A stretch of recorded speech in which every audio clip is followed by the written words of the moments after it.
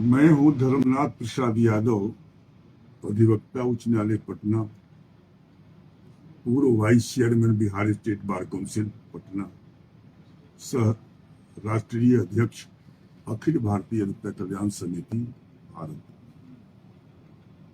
आज मैं कुछ साझा करना चाह रहा हूं अपने मित्रों के साथ उस बिंदु को जो बड़ी तेजी में सोशल मीडिया पर छाए हुए है, और वो ऐसी घटना चक्र है जिससे पूरा लीगल फर्टिलिटी तबाह हो गया है और मेंटली डिस्टर्ब हो रहा है, चूंकि उसकी सर्वोच्च संस्था की ही प्रतिष्ठा पर आंच आने लगी है। चूंकि सर्वोच्च संस्था के हेड जो बने हुए हैं हमारे मनन कुमार मिश्रा साहब, उनकी बुद्धि ऐसी समय हो गई है, ऐसा तानाशाही प्रवृत्ति हो गई है कि जिसके चलते अनाप शनाप तुगलकी फर्द बयान वो लगातार जारी करते जा रहे हैं। उसकी भूमिका में मैं थोड़ा सा जानना चाह रहा हूं कि ये ऐसा कर क्यों रहे हैं। ये पहली घटना इनकी नहीं है, ये इनकी अंतिम घटना हो सकती है। ये 2012 में चेयरमैन बने बार काउंसिल इंडिया के, तब तो कुछ इसमें अच्छाई थी और कुछ इसमें विचार था, कुछ इसमें सहिष्णुता थी, संवेदनशीलता थी। अब संवेदनहीनता होती जा रही है और वकीलों के प्रति जो नजरिया इनकी है वो कल्याण के बदले अकल्याण का भाव बनता जा रहा है। निजी स्वार्थ के पीछे परमार्थ को भूलते जा रहे हैं और जो लार्जर इंटरेस्ट में वकीलों के जो नियम हैं उसे ताखे पर रखते जा रहे हैं और अपने अनुसार कुछ ऐसे नियम ही बनाते चले जा रहे हैं जिस नियम से आम अधिवक्ताओं को काफी क्षति हो रही है। उसी सिलसिले में बताना चाह रहा हूं मैं कि 2023 में यहाँ बिहार स्टेट बार काउंसिल का इनके देख रेख में चुनाव हुआ। चूंकि हमारे प्रधान कप्तान हैं और यही के प्रतिनिधि होने के बाद बार काउंसिल में अध्यक्ष हैं, तो स्वाभाविक था कि इन पर विश्वास करना या इनके देख रेख में इस काम को करना। यद्यपि मैं वाइस चेयरमैन के पद पर था उस समय और सक्रिय रूप में भी था, लेकिन बहुत सारी चीजें जो चुनाव से संबंधित थी उसकी गोपनीयता भी हुआ करती है और बीसीआई के हेड होने के नाते इनके जिम्मे भी दिया जाता रहा है, विश्वास भी करता गया आदमी। लेकिन किया क्या इन्होंने कि इस ढंग से किया कि कुछ मनचाहे लोगों को लाने के लिए और कुछ विरोध करने वाले लोगों को हटाने के लिए एक इन्होंने मानसिकता बना ली और उसी मानसिकता के तहत इनका कार्यक्रम चुनाव भर चलता रहा, जिसे हम लोग परख नहीं पाए उस समय। लेकिन ये बाद में पता चला कि चुनाव जो कराए जा रहे हैं, चुनाव जो हो रहा है, उसमें केवल और केवल गड़बड़ियां हो रही हैं। कानूनी तौर पर इलीगल काम, इरेगुलर काम, गलत काम। लेकिन अब चुनाव जब एक बार शुरू हो जाता है तो उसमें हर बात में बोलना, हर बात में कहना, न सुना जाता है न सुना जाता है, ये चलता गया।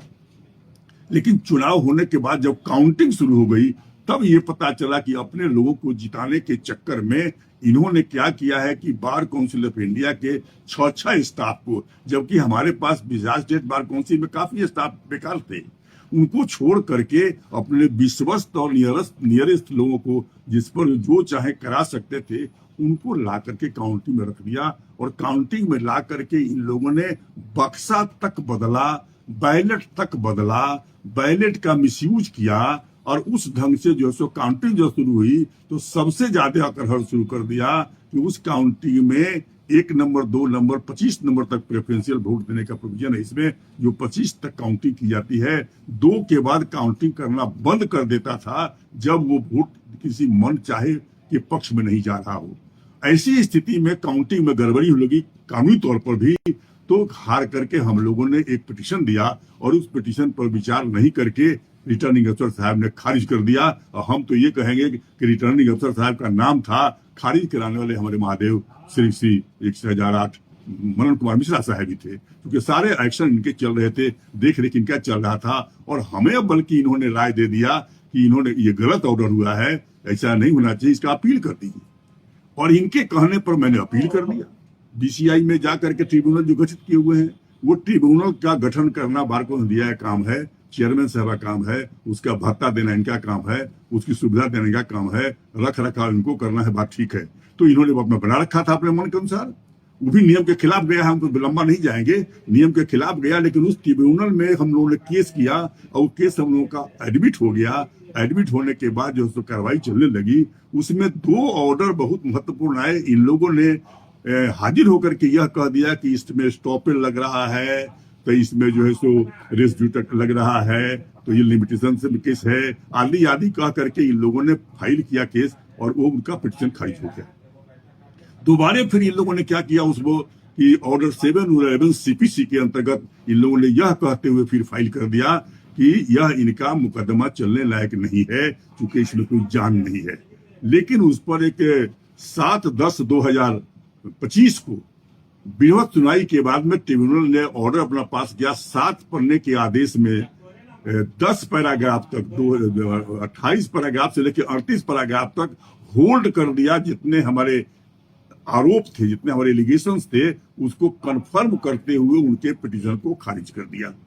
अब उससे वो घबरा गए लोग कि पिटीशन हमारा खारिज हो गया और केस में तो मेरिट है, ऐसा ऐसा मेरिट है, इसका कोई जवाब ही नहीं है। वोट है 47,528, पोल करा दिया है 56,350। ये इनका एडमिशन हो गया था आरटीआई में, इनकी बीमारी बढ़ गई थी, इन्होंने जो है बक्सा को स्टील के जगह पर झोला भेज दिया था, ये इनको परेशानी हो गई थी। इन्होंने नॉमिनेशन के अंतिम दिन पर 365 वोट जोड़ दिया था, जो अधिकार से पार था, ये इनकी दिक्कत हो गई थी। यानी दर्जनों जो गति थी, ये इनके खिलाफ चला गया था। घबरा गए और घबराने के बाद इन लोगों ने हंगामा शुरू किया, चूंकि उसके पहले एक और ऑर्डर आ गया था इस पॉइंट पर। 7/12/2024 को 7/12/24 को जो आदेश आया था, उसमें होल्ड कर दिया था ट्रिब्यूनल ने कि चूंकि आपका रिजल्ट रिटर्न कैंडिडेट का स्टे है और वो प्रकाशित गजट में नहीं हुआ है, तो रूल 48 जो है इलेक्शन रूल का, वो बाधित करता है कि जब तक आप गजट नहीं कराएंगे तब तक they can't deem to be the member of the council, वो काउंसिल के मेंबर हो ही नहीं सकते हैं। अब इससे ही लोग घबराए हुए थे, काउंसिल के मेंबर नहीं है, होल्ड हो गया, हम लोग का पिटीशन खारिज हो गया। अब इस खारिज के बेचैनी में ये लोग थे। तब तक जो ट्रिब्यूनल आगे बढ़ गई, वहां इशू फ्रेम हो गया हमारे केस में। इशू फ्रेम होने के बाद में इशू पर भी ऑप्शन इन्होंने दिया। फिर हमारा एविडेंस शुरू हो गया, 4 गवाहों की गवाही हो गई ऑर्डर 18 रूल 4 के अंतर्गत सीपीसी में।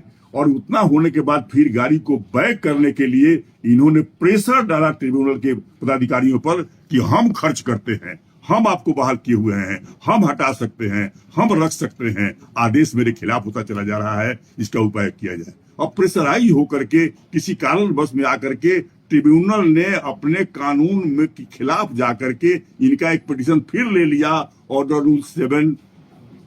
7 और 11 का। जबकि उस जिस बिंदु पर सेम पार्टी सेम इशू पर डिसीजन हो चुका था 7/10/2025 को, तो ये किसी भी पिटीशन मेंटेबल नहीं था। लेकिन इसको मेंटेबल बना करके और प्रभाव में आकर के, इनके प्रभाव में, चुके इस पिटीशन में नई बात यदि कोई थी, नया बिंदु कुछ विचारणीय था, तो मात्र इतना ही था कि पहला पिटीशन था इनके सेक्रेटरी ने फाइल किया था स्टेट बार काउंसिल की तरफ से। दूसरा पिटीशन जो फाइल किया मनोज कुमार मिश्रा साहब ने अपने दस्तखत से फाइल कर दिया, क्योंकि डिफेंस नंबर 3 थे ही, और इन्होंने फाइल किया तो अपने chairman bar council of India हैं, सुप्रीम कोर्ट के बड़ी वकील हैं और सरकार के राज्यसभा के सांसद भी हैं। तो 3 ठो प्रभुता मिली हुई है, 3 ठो ताकत मिला हुआ है, मन बौला गया है। इस ताकत का उपयोग करते हुए उन्होंने इतना प्रेशराइज किया ट्रिब्यूनल को कि गलत ढंग से पिटीशन लेकर के और बियॉन्ड जुडिशन जाकर के जिस इश्यू को डिसाइड किया था उसी इश्यू को रिवर्स कर लिया ट्रिब्यूनल ने पिछले 22/7/2026 को।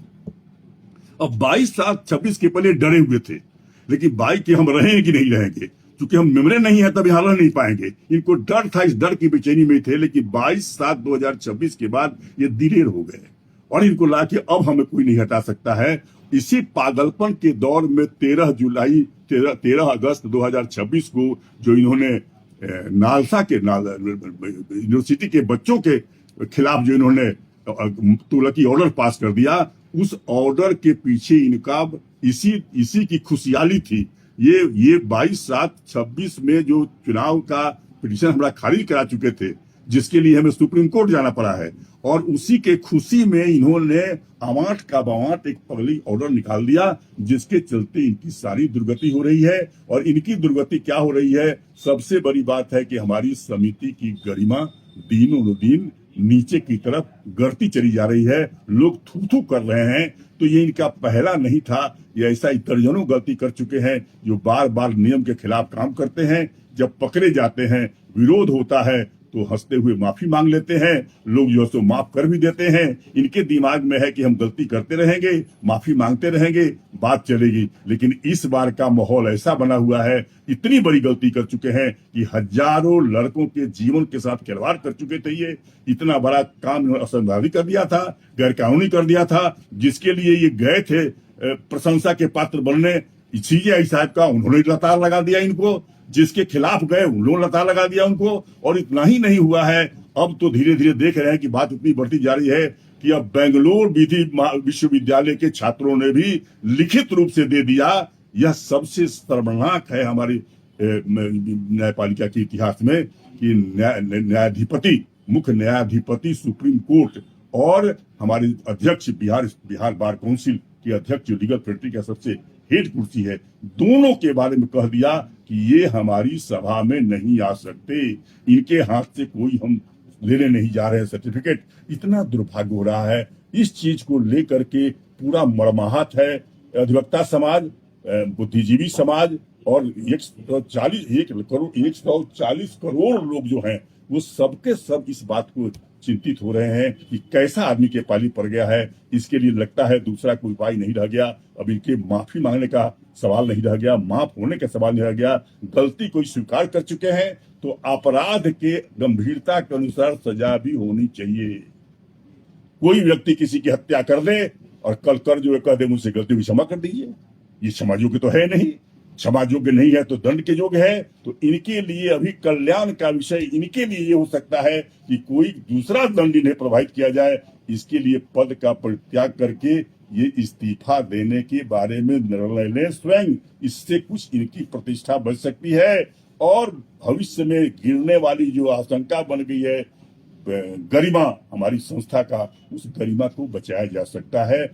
ऐसी मांगे भारतवर्ष के कोने कोने से आ रही है। हम लोगों को इस बात के लिए गर्व था कि बिहार से ये गए थे, कुछ हम लोगों को बिहारियों का नाम कमाने देंगे, हम लोग को जस कमाने देंगे। लेकिन बिहार को तो इन्होंने गाड़ दिया इस मामले में और पूरे जो है सो जमात को लेकर डूब गए।